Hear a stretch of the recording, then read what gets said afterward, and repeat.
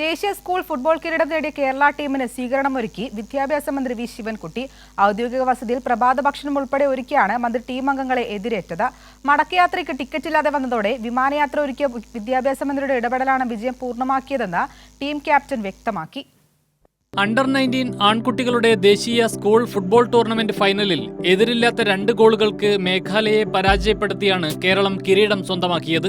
എന്നാൽ മടക്കയാത്രയ്ക്ക് ടിക്കറ്റ് ലഭിക്കാതെ വന്നതോടെ കുട്ടികൾ വിദ്യാഭ്യാസ മന്ത്രി വി ശിവൻകുട്ടിയെ ബന്ധപ്പെട്ടു.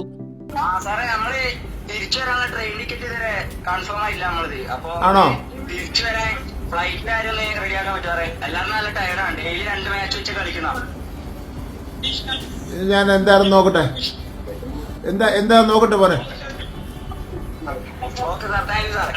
ഓക്കെ. ഉടനടി നടപടി. ടീമിന് വിമാനമാർഗം കേരളത്തിലേക്ക് മടങ്ങാൻ മന്ത്രി സൗകര്യമൊരുക്കി. രാവിലെ 7:30 തിരുവനന്തപുരം വിമാനത്താവളത്തിലെത്തിയ ടീം അംഗങ്ങൾ നേരെ മന്ത്രിയുടെ വസതിയിലേക്ക്.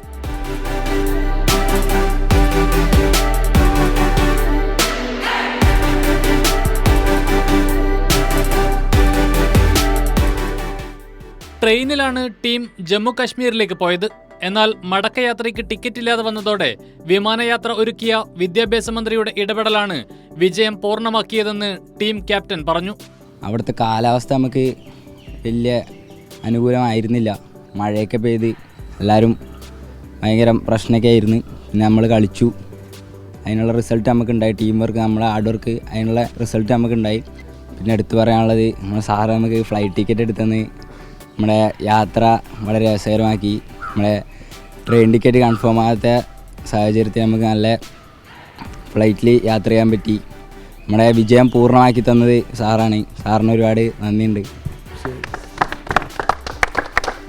കിരീടം നേടിയ ടീമിന് ആശംസകൾ നേർന്ന് മന്ത്രി. അത്യുജ്വലമായ വിജയമാണ് കൈവരിച്ചിട്ടുള്ളത്.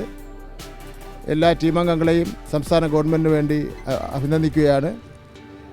ഇനിയും അവരുടെ വളർച്ചയ്ക്ക് വേണ്ടി, ഫുട്ബോൾ രംഗത്തെ വളർച്ചയ്ക്ക് വേണ്ടി എന്തെല്ലാം കാര്യങ്ങൾ ചെയ്യാൻ കഴിയുമോ അതെല്ലാം ചെയ്യുന്നതിനെ സംബന്ധിച്ചിടത്തോളം അവരുടെയും കോച്ചുമായിട്ടും കൂടെ ആലോചിച്ചുകൊണ്ട് കാര്യങ്ങൾ നിർവഹിക്കുമെന്നുള്ള കാര്യം ഞാനിവിടെ സൂചിപ്പിക്കുവാൻ ആഗ്രഹിക്കുകയാണ്. മന്ത്രി ഒരുക്കിയ പ്രഭാത ഭക്ഷണവും കഴിച്ച് മന്ത്രിക്കൊപ്പം ഫോട്ടോയും എടുത്ത ശേഷമാണ് കുട്ടികൾ മടങ്ങിയത്.